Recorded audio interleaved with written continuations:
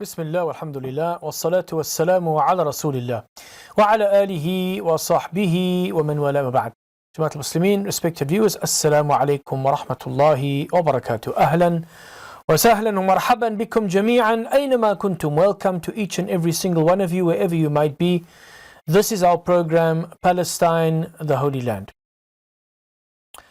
And as we approach the commemoration of the Nakba, of that great catastrophe that befell the Ummah, and more specifically the people of Palestine, I want us just today to wrap up what we've been speaking about in terms of the decline and fragmentation of the Seljuk Empire, which opened the way for the Crusader Wars.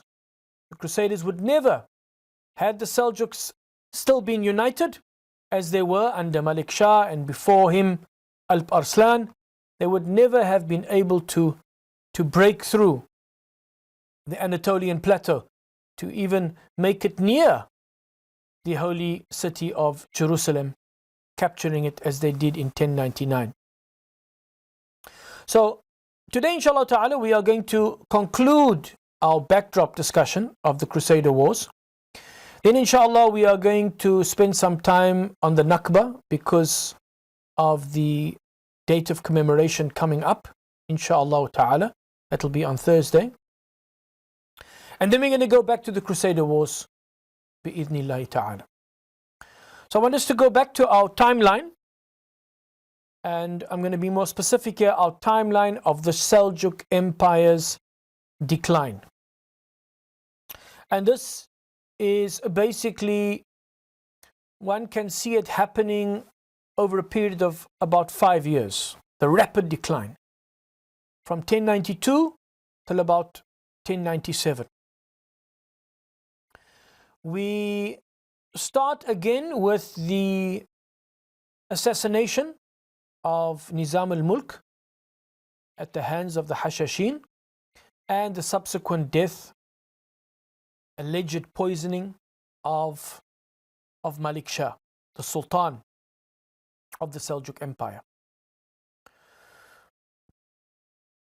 So we have 14th of October 1092, assassination of Nizam al-Mulk, the great vizier, long-time architect of Seljuk power, is murdered while traveling near Nahawand.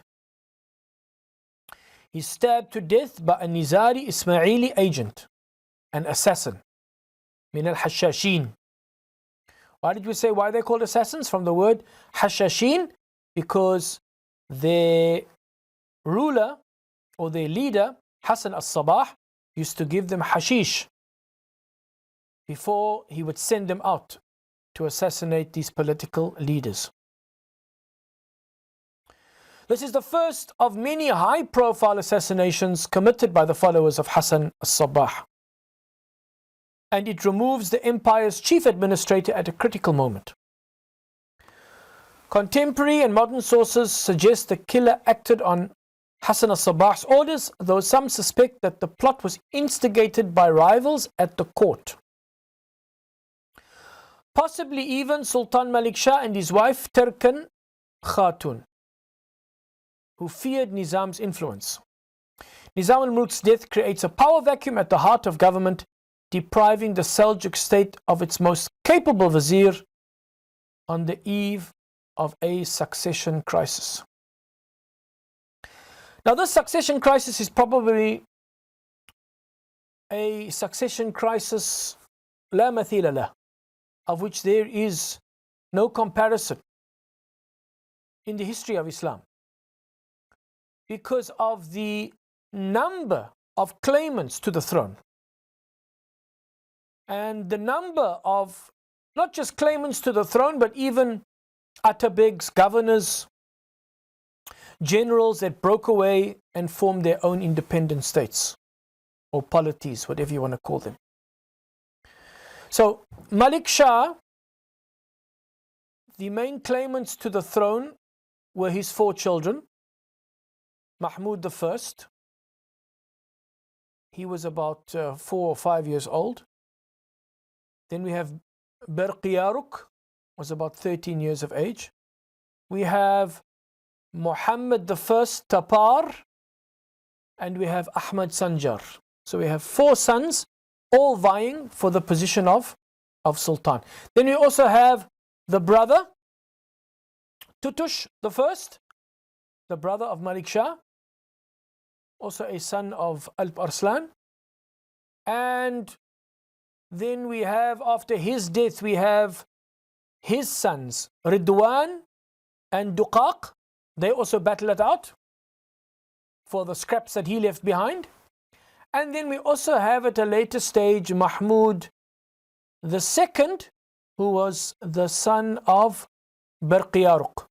The son of Berqiyaruk, Mahmud the second, who also vied for the position of Sultan. So we have this huge power vacuum. And on the 19th of November, this is now after the assassination of Nizam al-Mulk, and then on the 19th of November 1092, so literally a month later, Sultan Malik Shah I, he dies. So first the Grand Vizier Nizam al-Mulk, 14th of October 1092, and then Sultan Malik Shah, 19th of November 1092. He dies unexpectedly at the age of 37 during a hunting expedition near Baghdad. The sudden death of the Sultan, reportedly by poisoning, occurs just weeks after the murder of Nizam al-Mulk. Malik Shah had been at the height of his power, ruling a vast empire from Central Asia to Syria. There were also semi-independent Seljuk states, like for example the Sultanate of Rum, established by Sulaiman ibn Qutlumush. Sulaiman ibn Qutlumush, who was coming from the lineage of Seljuk via Arslan Israel. Remember we said that Malik Shah coming from Chagri Bey, the son of Chagri Bey, the son of Mikail, and Mikail and Arslan Israel and Musa Yabgu are all brothers. So inshallah ta'ala, we will see how this all fits together. So Sulaiman ibn Qutlumush, he establishes the Sultanate of Rum, but during the reign of Sultan Malik Shah, he still paid allegiance to Malik Shah as the supreme Sultan of the Seljuk Empire. It was only after the death of Malik Shah that Sulaiman ibn Qutlumush basically establishes independence of the Sultanate of Rum, which is then subsequently taken over by his son, Kilij Arslan, the Seljuk leader that was the first to face the Crusaders at the Battle of Doralium in 1097. Right, so Malik Shah, he dies just weeks, or as we noticed, just over a month after the murder of Nizam al-Mulk. And he had been ruling over a vast empire from Central Asia all the way to Syria, and his demise throws the Seljuk Empire into chaos. He leaves behind several young sons and ambitious relatives, but no designated adult heir. So they used to designate who the heir would be, and that hadn't yet happened. Malik Shah was only 37 years old. Perhaps he thought he was going to live much longer. It just shows us that وَمَا تَدْرِ نَفْسٌ مَاذَا تَكْسِبُ غَدًا وَمَا تَدْرِ نَفْسٌ بِأَيِّ أَرْضٍ تَمُوتُ. Not a single soul knows what it's going to earn tomorrow, and not a single soul knows where or when it's going to die.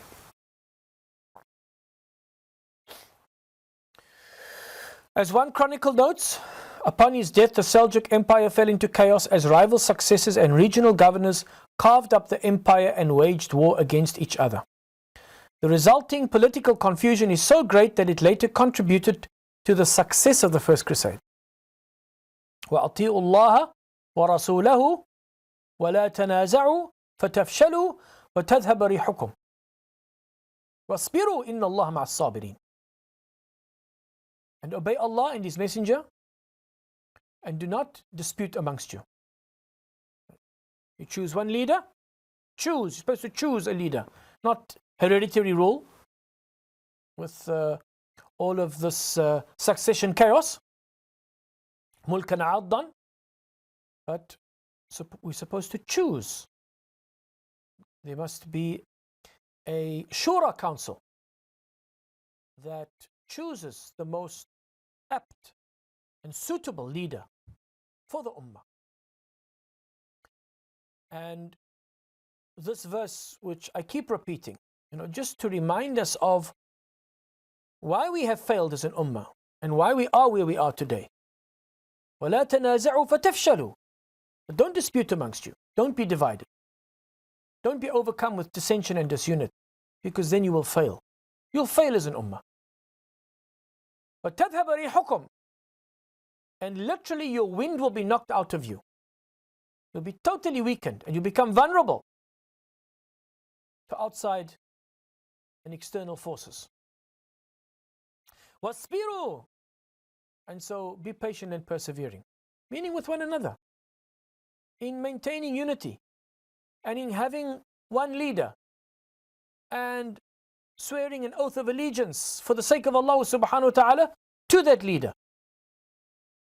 وَاصْبِرُوا إِنَّ اللَّهَ مَعَ الصَّابِرِينَ. Indeed, Allah subhanahu wa ta'ala is with those who are patient and persevering in maintaining that unity, all together holding on to the indestructible rope of Allah subhanahu wa ta'ala. وَاقْتَصِمُوا بِحَبْلِ اللَّهِ جَمِيعًا وَلَا تَفَرَّقُوا.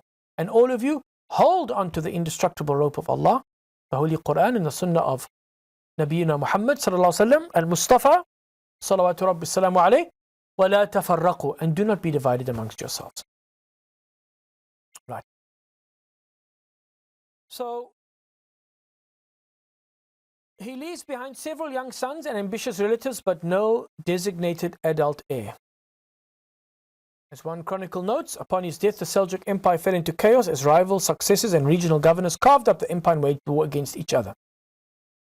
The resulting political confusion is so great that it contributed to the success of the First Crusade, which found the Seljuk realms divided and leaderless. Malik Shah's body is taken to Isfahan for burial at the order of Turkan Khatun. That was his wife, Turkan Khatun. There was Zubaydah Khatun and Turkan Khatun and Safariya Khatun. These were the main, not his only wives, but the main wives. Even as factions begin maneuvering for power. Late 1092, succession crisis and fragmentation begin. In the aftermath of Malik Shah's death, multiple claimants emerge, backed by rival court factions and military elites. In Baghdad, Malik Shah's widow, Turkan Khatun, moves swiftly to promote her 4-year-old son Mahmud as the new sultan.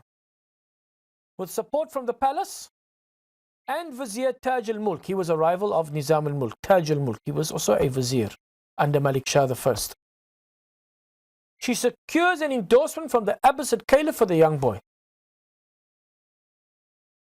The Friday prayer in Baghdad is proclaimed in Mahmud's name, bolstering his claim.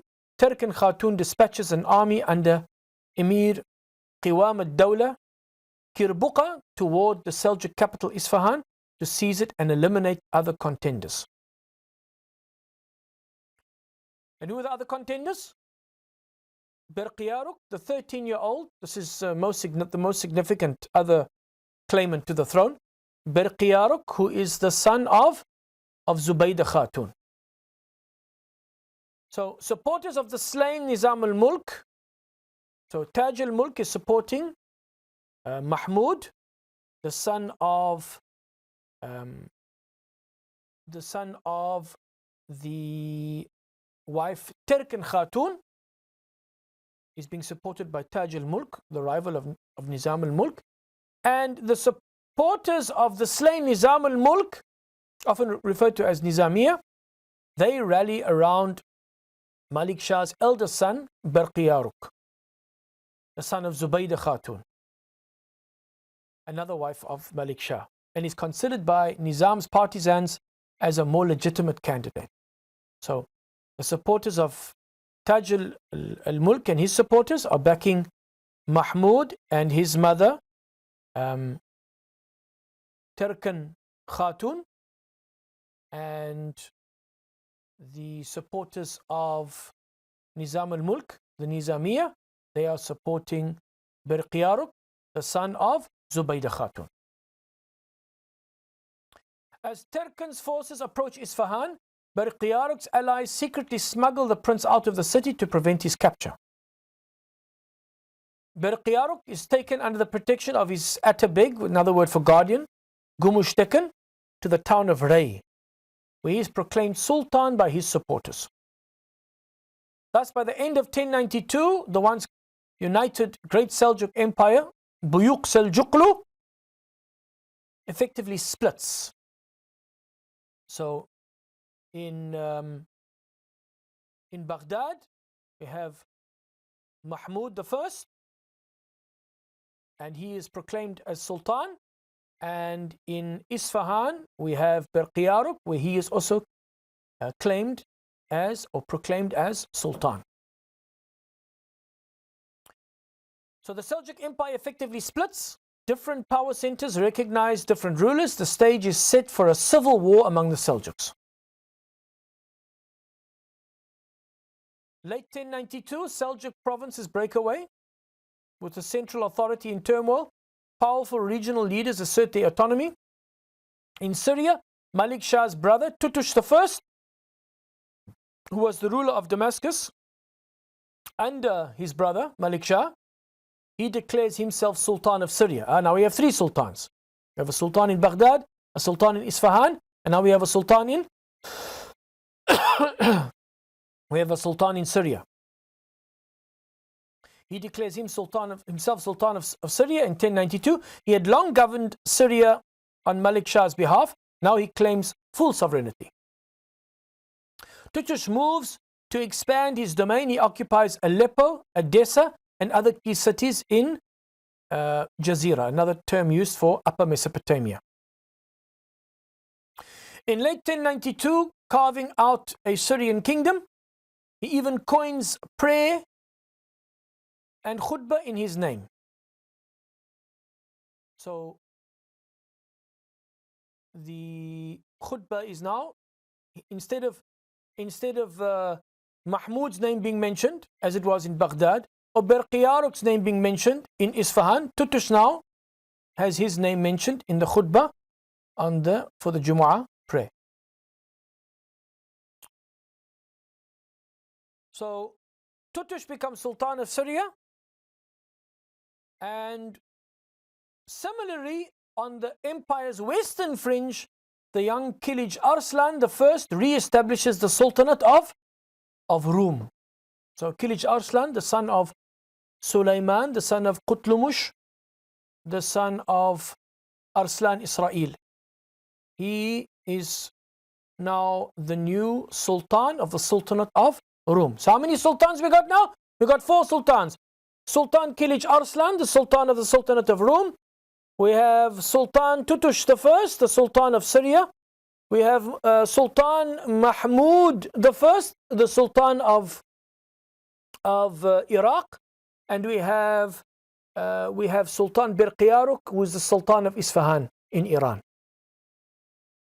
A recipe for absolute disaster. Let us take a short break. We'll be back thereafter. Bi-idhnillahi ta'ala. Wassalamu alaikum wa rahmatullahi wa barakatuh. Bismillah, alhamdulillah, wa salatu wa salamu ala rasulillah wa ala alihi wa sahbihi wa man wala ma ba'd. But Muslimin, once again, assalamu alaikum wa rahmatullahi wa barakatuh. Welcome back to our program, Palestine, the Holy Land. And we are basically speaking about the main sabab for how the Muslim world declined and became so weak and fragmented that it opened the way for the Crusaders to capture the Holy Land and Jerusalem in 1099.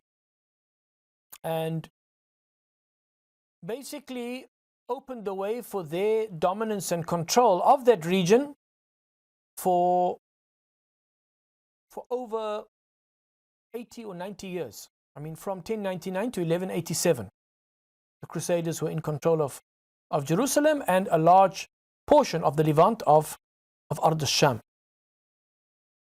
Just before the break, we were speaking about the initial breakup of the Seljuk Empire after the death of Malik Shah, Sultan Malik Shah. We said there were 4 sultans. There was Berqiyaruk in the east, in Isfahan. There was Mahmud II in Baghdad. There was Tutush, the brother of Malik Shah, in Syria. And there was Kilich Arslan, the Sultan of the Sultanate of Rum. 4 sultans. So by the end of 1092, the Seljuk imperial realm is splintering. Turkan Khatun holds sway in Baghdad with child Sultan Mahmud. Berqiyaruk is a rival claimant in Persia. Tutush rules Syria, and Kilich Arslan is effectively independent in Anatolia. The great Seljuk Empire's unity is shattered, and global dynasts begin to act on their own. 1093, January 1093, there's a battle between Berqiyaruk and Turkan Khatun's forces. Turkan Khatun is, of course, acting on behalf of her 4 or 5-year-old son, Mahmud. In a bid to decide the succession, supporters of Berqiyaruk clash with the army of Turkan Khatun, fighting on behalf of young Mahmud. A major battle occurs near Ray, which is in modern-day Iran, in early 1093. Berqiyaruk's faction, which includes many of Nizam al-Mulk's former lieutenants and the Turkic Ghulams loyal to the late Vizier, managed to defeat Turkan Khatun's troops. In the fighting, the Seljuk Vizier Taj al-Mulk is captured. This is a significant turning point. Taj al-Mulk was a skilled bureaucrat and Turkan's principal ally. Berqiyaruk, still a teenager, initially considers sparing Taj al-Mulk and even using his administrative talents in the new regime. However, the supporters of Nizam al-Mulk, who are thirsty for revenge, they hold him responsible for Nizam al-Mulk's murder, since there'd been a rumor that Taj al-Mulk had orchestrated the assassin's strike. And under pressure from Nizam al-Mulk's sons and followers, Berqiyaruk orders the execution of Taj al-Mulk on the 12th of February 1093. With Taj al-Mulk's death, Turkan Khatun is deprived of her chief minister and pro-Nizamiya faction, and the pro-Nizam faction tightens its grip around Berqiyaruk. The victory at Ray allows Berqiyaruk to enter Isfahan, effectively wresting the core Persian lands from Mahmud's custodians. Early to mid-1093, the struggles for supremacy continue. Turkan Khatun, refusing to concede defeat, seeks other allies to unseat Berqiyaruk. She invites a distant Seljuk prince, Ismail bin Yaquti, a grandson of Seljuk founder Chagri Bey. Remember Chagri Bey, the father of Alp Arslan? So Ismail bin Yaquti is the grandson of Chagri. Ismail gathers a force of Turkmen from Azerbaijan and marches to challenge Berqiyaruk. However, Berqiyaruk's Atabeg Gumushtakan intercepts him. In a sharp engagement, Ismail's army is routed. Ismail is captured and promptly executed as a rebel. This defeat ends Turkan Khatun's open military resistance. Her position in Baghdad grows tenuous as Berqiyaruk's influence rises. By mid-1093, Berqiyaruk controls much of Western Persia and Iraq and established himself in the Seljuk capital Isfahan. The child Sultan Mahmud and his mother Turkan Khatun retreat to Baghdad, where they still have the nominal recognition of the Abbasid Caliph, but little military strength. The Seljuk elite, especially those loyal to Nizam al-Mulk's memory, coalesce around Berqiyaruk. Still, the empire remains divided and no universally recognized sultan is in place. A perilous situation as external threats gather. One of the external threats was the rise of the assassins, the Nizari Ismailis, the Hashashin, that really started establishing themselves in the region and causing great strife through the assassination of certain political leaders. Then we go back to Tutush's ambitions in the west. Tutush consolidates his gain. This is the brother of Malik Shah, who became Sultan of Syria. He exerts control over Damascus, Aleppo, and much of Syria. After securing northern Syria, advances into Upper Mesopotamia, aiming to extend his rule into the Iraqi heartland of the empire. He captures Nisibis, Amida, which is Diyarbakir, modern-day Diyarbakir, Maya Fariqin, and even the major city of Mosul, asserting his authority over these areas. By late 1093, Tutush threatens Baghdad itself, positioning himself as a contender for the great Seljuk throne. This alarms the supporters of Barqiyarok and Mahmud alike. However, as Tutush pushes into Iraq, news of treachery back in Syria reaches him. Two of his vassals, Aqsunqur al-Hajib, was the governor of Aleppo, and Buzan, the governor of Edessa, they both switched their allegiance to Barqiyarok.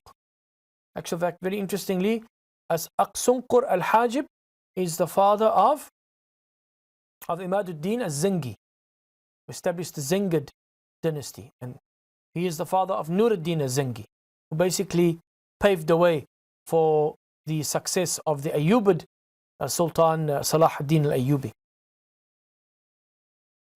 These men were Seljuk officers entrusted with northern Syrian cities. Sensing the winds of change, they declare support for Barqiyarok Sultanate against Tutush.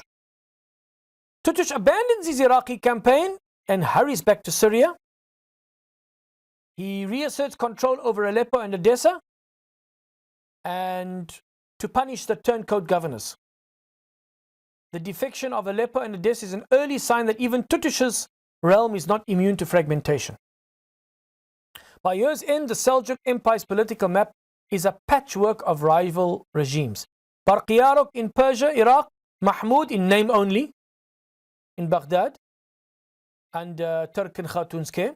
Tutush in Syria, though facing internal dissent, and the autonomous regimes in Kerman, another branch of the Seljuks, and Anatolia in Rome under Kilij Arslan, plus various Atabegs and rebellious princes elsewhere. The cohesion of Malik Shah's empire was now totally unraveled. 1094. This proves to be a fateful one across the Muslim world, marked by the deaths of multiple paramount leaders, further destabilizing the political landscape. In February 1094, the Abbasid Caliph al-Muqtadi dies in Baghdad. He is succeeded by his 16-year-old son al-Mustadhir. He was the Khalifa in 1099 when Jerusalem was sacked. The new Caliph is young and largely a figurehead under Seljuk tutelage. Nonetheless, the transition in Baghdad comes amid the Seljuk civil war, limiting the Khilafah's ability to arbitrate or stabilize the situation. Meanwhile, in Cairo, the Fatimid Caliph al-Mustansir Billah dies 29th of December 1094, and his death also triggers a succession crisis in the Fatimiyya, Shi'iyya, Ismailiyya, Batiniya realm. There's the Nizari schism amongst the Ismailis, which we have spoken about briefly. And just as the Seljuk Sultanate is fragmenting, the wider Islamic world is also in disarray, with leadership transitions and splits that leave it ill prepared to meet the external challenges, such as the coming crusade. In spring of 1094, Turkan Khatun and Sultan Mahmud I die in an ongoing Seljuk power struggle. Turkan Khatun, the formidable queen who had championed her infant son, meets an abrupt end. Some say possibly of illness. Others say perhaps through assassination, poisoning, or the like. Only a month or so later, a 4-year-old son also dies reportedly due to illness. The back-to-back deaths of Turkan and Mahmoud effectively removed the Baghdad-based faction from the civil war. So they're now out of the picture. Mahmoud and Turkan Khatun, with her faction, they are out of the picture. And that basically leaves Berqiyarq to consolidate his power. Naam. Mahmoud had been nominally the Sultan for about a year and a half. That's all. Since Malik Shah's death. But with him passing, the Abbasid Caliph drops his recognition of that line. Berqiyarq, now about 15 years of age, stands as the sole surviving direct son of Malik Shah, vying for the throne, aside from much younger brothers. And that's where Muhammad I Tapar comes in, and Ahmad Sanjar also comes in. But that's later. So